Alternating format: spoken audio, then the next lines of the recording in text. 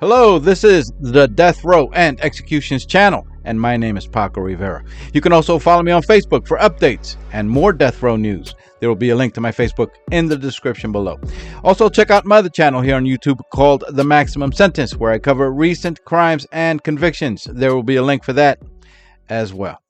On the night of November 26th of the year 2004, Lance Shockley was with his longtime friend, Jeffrey Bayless, who also happens to be the man engaged to marry Lance Shockley's wife's sister, engaged to marry his sister-in-law. That night, Shockley and Jeffrey decided to go for a drive in Jeffrey's pickup truck, but it was Shockley who was driving. Shockley was 27 years old in 2004. He is now 48. At some point during the drive, Shockley lost control of the pickup truck and crashed so hard into a ditch that it killed Jeffrey Bayless, who was 32 years old and a father of 3 children. The car had flipped over and was resting on its top. Jeffrey, it was determined, was not wearing a seatbelt. It is unknown if Shockley was wearing his, but he survived, got out of the pickup truck a bit bloody, and managed to make his way to the nearby home of a married couple, Mr. and Mrs. Napier. The couple allowed Shockley to make a phone call to call his wife, Collin Shockley. Shockley and Mr. Napier then went back to the pickup truck to see if there was anything they can do to help Jeffrey, but it was too late. In the meantime, Mrs. Napier called 911 to report the accident.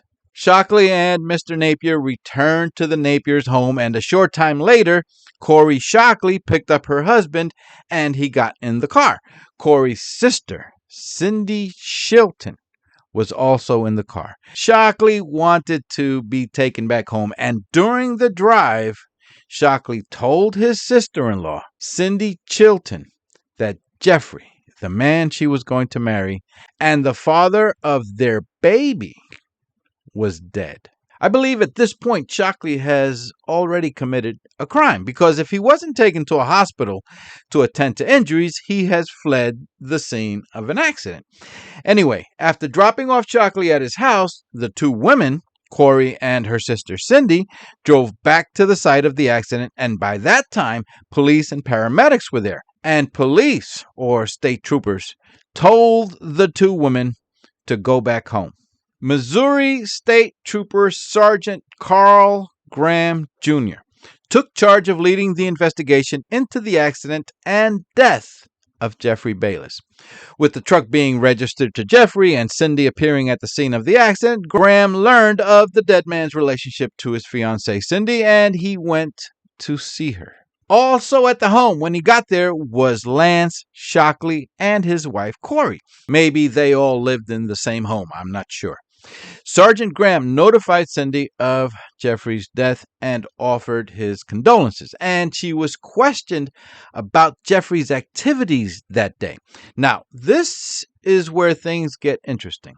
Sergeant Graham also questioned Lance Shockley and his wife Collin. Shockley told a story about what he was doing that day and that he was not involved with the accident. Remember, he was the driver.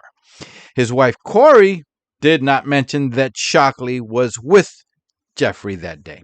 And, a bit strangely, Collie's sister, Cindy, also did not mention to Sergeant Graham that her brother-in-law, Lance Shockley, was with Jeffrey. So it appears that she was also protecting the man that was with the man that she was going to marry. After all, that is her sister's husband.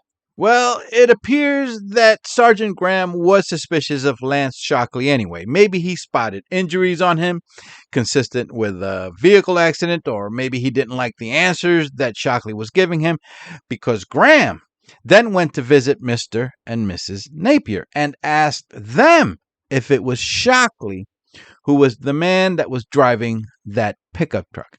At first, the Napiers did not want to say who it was that came to their house. They lied. This couple was also protecting Lance Shockley. Why they would do that, I don't know. It's crazy. But Sergeant Graham wasn't convinced, and 4 months later, he visited Mr. Napier at his workplace, and this time Sergeant Graham lied to Mr. Napier. He told Mr. Napier that Shockley had confessed to being the driver, and Mr. Napier then said, "Okay, sorry I lied. Yes, it was Lance Shockley who came to my house that day." So he positively identified Lance Shockley as the man who had blood on him and came to their home to report the accident that he was in and that he was the driver. So now Lance Shockley, who by this time was 28 years old, as far as I can see, had committed 2 crimes. 1, fleeing the scene of an accident, and 2, Graham was looking into having him charged with involuntary manslaughter. 2 crimes that might have been avoided if he had just remained at the scene of the accident. Instead, Shockley will later be charged with first-degree murder of a state trooper and get sentenced to death because he was going to kill the man who was investigating those 2 relatively minor crimes. 2 minor crimes compared to first-degree murder. About that time, remember this was about 4 months after the accident, Lance Shockley learned that his father-in-law, Corey and Cindy's stepfather, was a friend of the landlord where Sergeant Graham was renting his home. And the landlord gave Shockley's wife's stepfather the address to the home, and the stepfather gave it to Shockley. Lance Shockley now knows where the man investigating him, and who is likely to arrest him soon, lives. He now knows where Sergeant Graham lives. I personally don't think the landlord or the stepfather had any idea that Lance Shockley was planning to murder the state trooper. Shockley probably provided some reasonable, innocent-sounding excuse for why he wanted that address. At about 12:20 in the afternoon of March 20, 2005, Lance Shockley borrowed his grandmother's red 95 Pontiac Grand Am, which had a bright yellow sticker on the right side of the trunk. Those details are important as we get a bit more into the story, because to this day, Lance Shockley continues to say that he is innocent. Later that afternoon, that red Pontiac Grand Am was parked a few hundred feet away from the home of Sergeant Carl Graham and his family. It was parked facing the wrong way, on the side of oncoming traffic, which made it stand out. And multiple witnesses would later report having seen that car there, and they would testify about that in court. At 4:03 that afternoon of March 20, 2005, Sergeant Graham, still in uniform, returned home and backed his patrol car into the driveway. We know the exact time because Sergeant Graham had notified the dispatcher. Anyway, Shockley being there tells me that he also had an idea of what time Graham gets back home after work. As Sergeant Graham exited his vehicle, he was shot multiple times with a high-powered .243 caliber rifle. After Graham fell onto the pavement, Shockley stood over him and shot him 2 more times, once in the shoulder and once in the face. Shockley returned the car to his grandmother less than a half hour later. Strangely, Sergeant Graham's body wasn't discovered until 5:15 p.m., about an hour and 15 minutes after the murder. He was spotted by someone passing by in his car. Must be a very quiet neighborhood with very little traffic. Lance Shockley was immediately a person of interest because of Sergeant Graham's investigation. Investigators went to question him at his home, and he said that he was working around the house all day with his neighbor, Sylvan Duncan. Investigators then questioned Shockley again the next day at his workplace, and this time he changed his story. He told them that he had also spent much of the day visiting various relatives. He also told them that he does not know where Sergeant Graham lives. Investigators would later learn of the connection with his father-in-law and the landlord, providing him with the address of the state trooper. Shockley's grandmother would later inform authorities, when questioned, that her grandson had told her that if police asked, to tell them that he was in her house all day. She had told Shockley that she is not going to lie for him. She also told investigators that he had borrowed her red 95 Pontiac Grand Am with the bright yellow sticker on the back that day that the state trooper was murdered in front of his home. Police arrested Shockley 3 days after the murder of Sergeant Graham, but not for murder.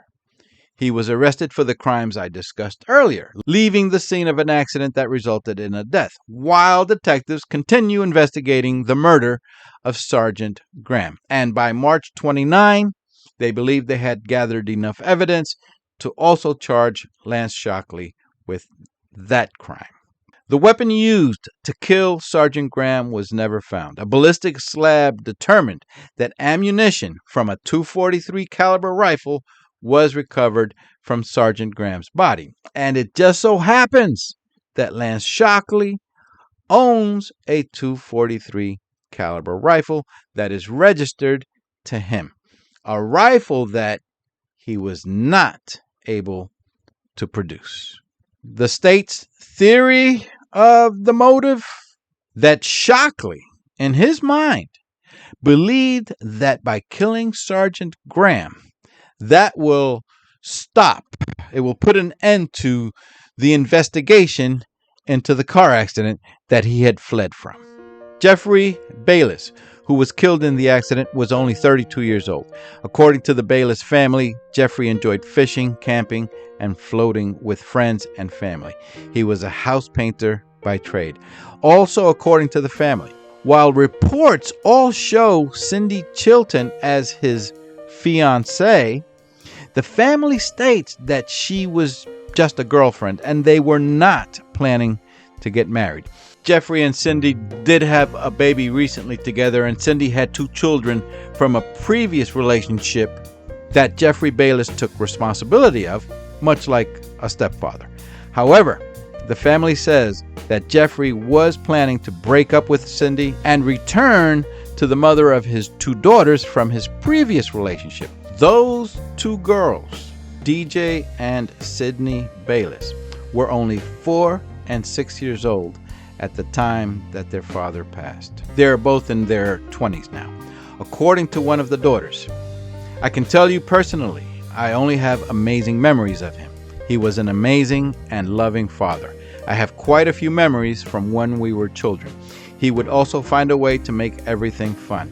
He truly was the most kind-hearted man this world could have seen. He not only made sure to be an attentive father to me and my sister, but also stepped up as a father for his girlfriend's children. He had a heart of gold and would give anyone the shirt off his back if they were in need. Sergeant Carl Dwayne Graham was a 12-year veteran of the Missouri State Highway Patrol. Because Sergeant Graham was murdered while still in uniform, he was recognized as being killed in the line of duty. According to obituary reports, he was so popular that his funeral was attended by state policemen from all over the United States, and even the governor of Missouri was there. America's Most Wanted also featured a dedication to him shortly after his death.